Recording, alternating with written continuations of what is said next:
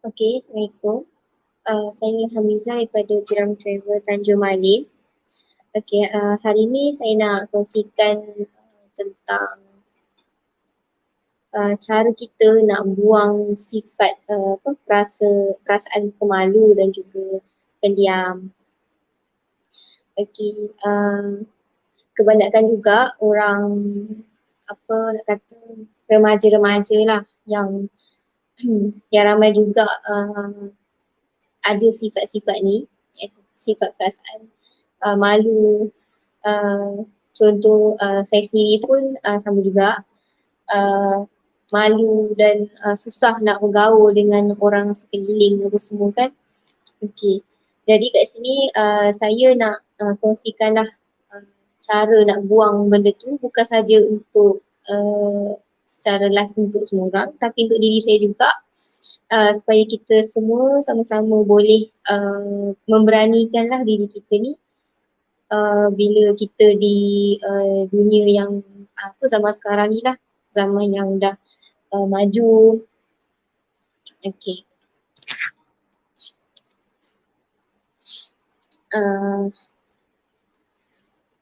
Okay, kat sini ada beberapa banyak point yang boleh saya kongsikan lah. Okay, first point adalah memberanikan diri kita lah. Okay, okay. Okay, macam first point saya iaitu memberanikan diri kita, iaitu kita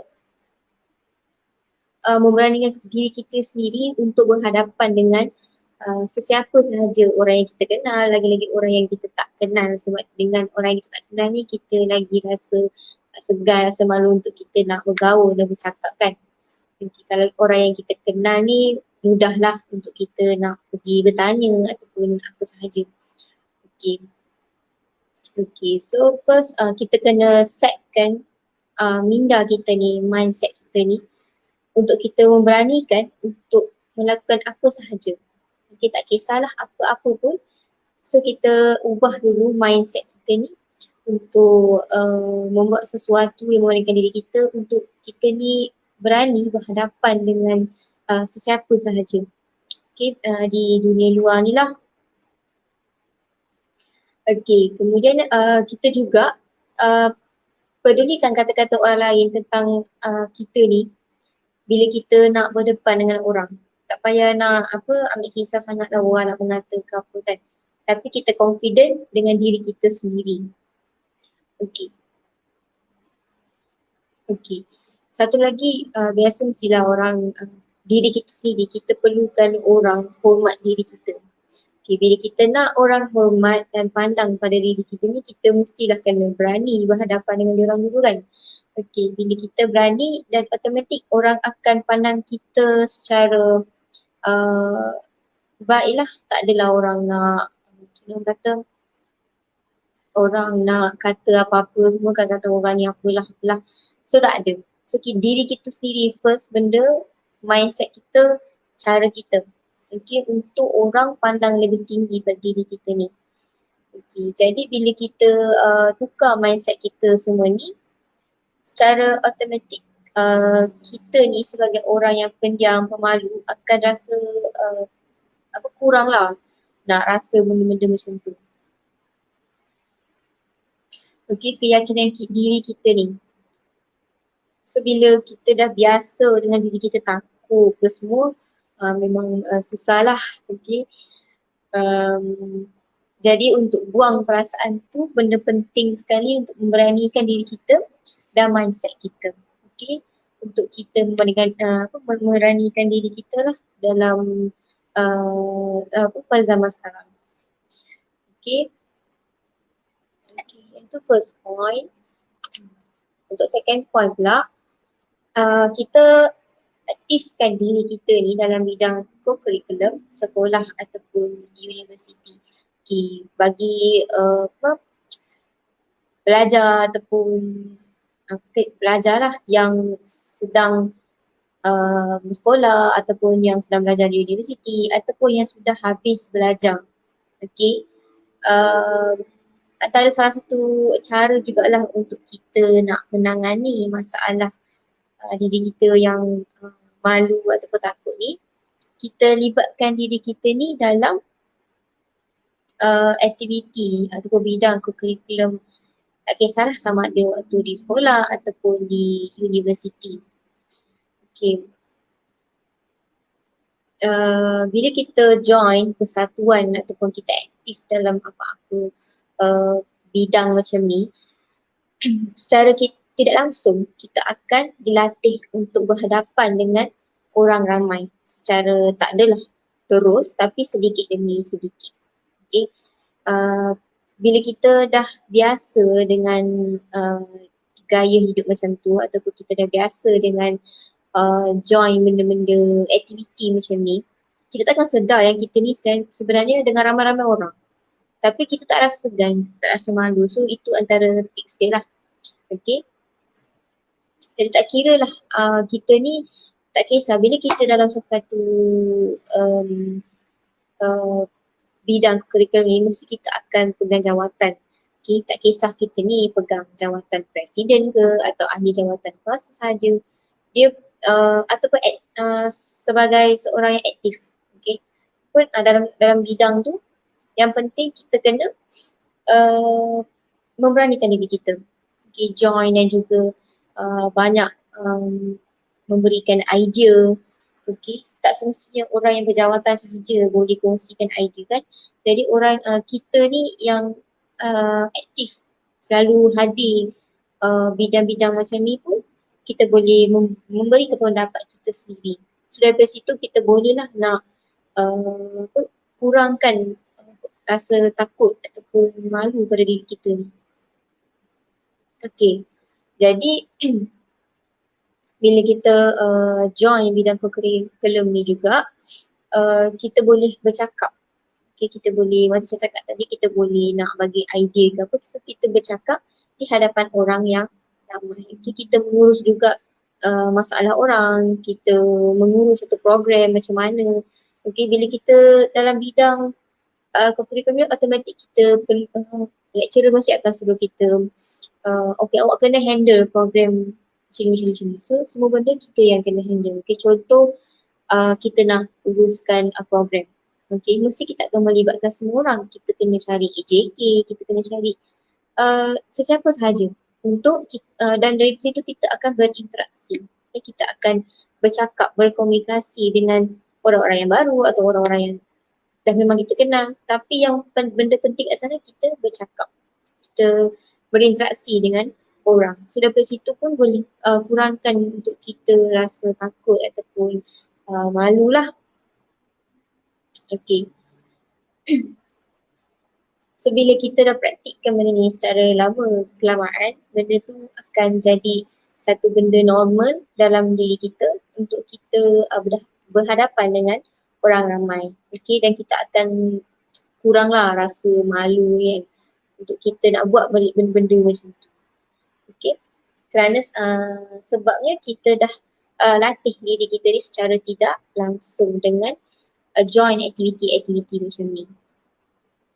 Okay, kemudian tonjolkan diri anda, diri kita lah. So macam mana ketika dalam kumpulan, okay, kita bila kita buat group, study group, kita tonjolkan diri kita ni, kita boleh contoh macam kita bagi idea lah, bagi pendapat, okay, perbincangan kita tu so kita macam nampak menonjol sikit lah, supaya kita ni boleh memberanikan diri kita, okay, dalam kalangan group member saja. Okay, so bila kita dah mula memberanikan diri kita, bila kita dah macam berani nak bagi idea di depan kawan-kawan kita sahaja, so mungkin kita boleh juga berani untuk memberi pendapat bila kita dengan orang-orang ramai, okay, orang kumpulan yang lagi besar orangnya. So itulah. Okay, ataupun contoh jika kita nak duduk dan juga melepak dengan kawan-kawan kan ramai-ramai, so waktu tu pun kita boleh kita banyakkan bercakap, okay, dengan diorang, bergurau, melawak, okay, tak kisahlah apa-apa. dengan kawan-kawan kita sendiri. Okay. So daripada situ pun kita boleh juga nak tingkatkan keberanian dalam diri kita ni. Okay, itu adalah tonjolkan diri kita lah. Okay, seterusnya banyakkan beriadah dengan rakan-rakan. Okay, dekat sini biadah ni juga adalah salah satu perkara ataupun benda yang boleh membantu kita dalam mengurangkan rasa malu lah. Okay, bila kita pergi biadah ni dengan rakan-rakan, mesti kita akan pergi satu grup dalam 5-6 orang. Okay, daripada sini pun boleh juga kita nak kurangkan lah rasa-rasa macam tu kan. Contoh macam kita nak main bola sepak ke, main badminton ke, main futsal, bola jaring dan sebagainya, apa-apa game yang melibatkan ramai orang dalam satu kumpulan tu. Okay, bila kita join benda-benda macam ni, automatik kita akan rasa selesa, kita akan rasa macam kita ni kita boleh bercakap dengan orang yang ramai. Okay. Dia setiap perkara yang kita buat ni mesti mula daripada tingkat ke tingkat kan. So kita mulalah memberanikan diri kita ni dengan rakan-rakan dulu. Taklah terus kita kejah orang luar kan. Mesti kita segan bila datang tu kan. Okay. So kita mulakan dengan rakan-rakan kita dulu.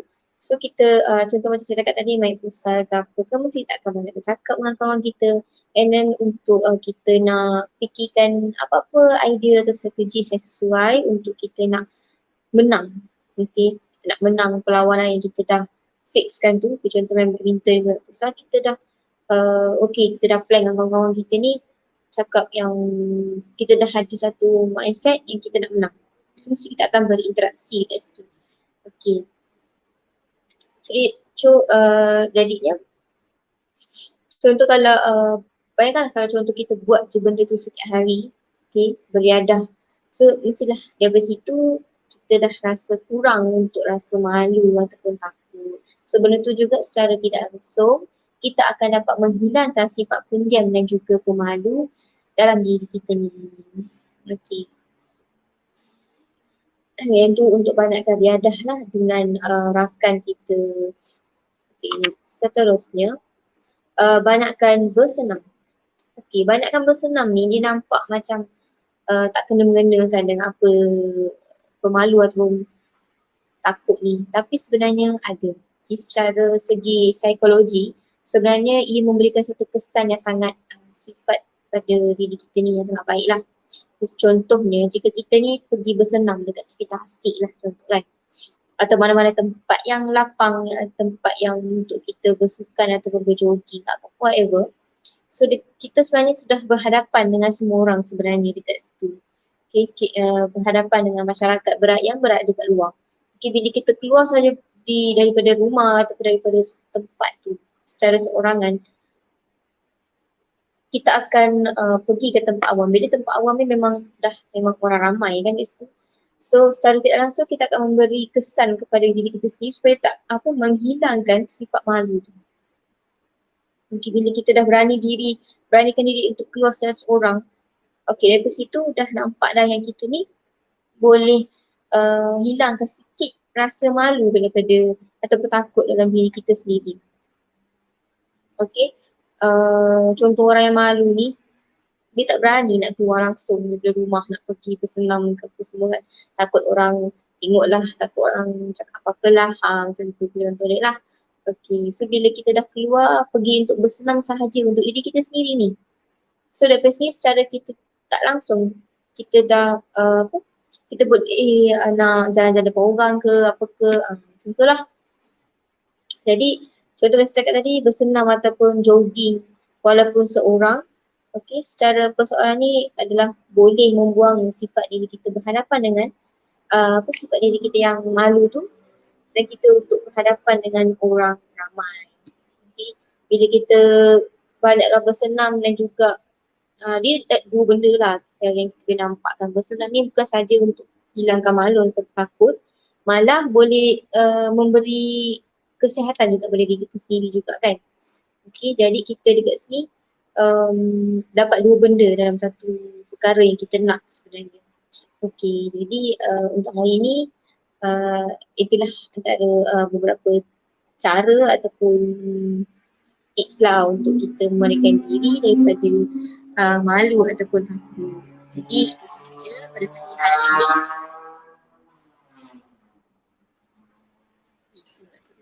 Okay, itu sahaja pada saya hari ini. Sekian, terima kasih. Assalamualaikum.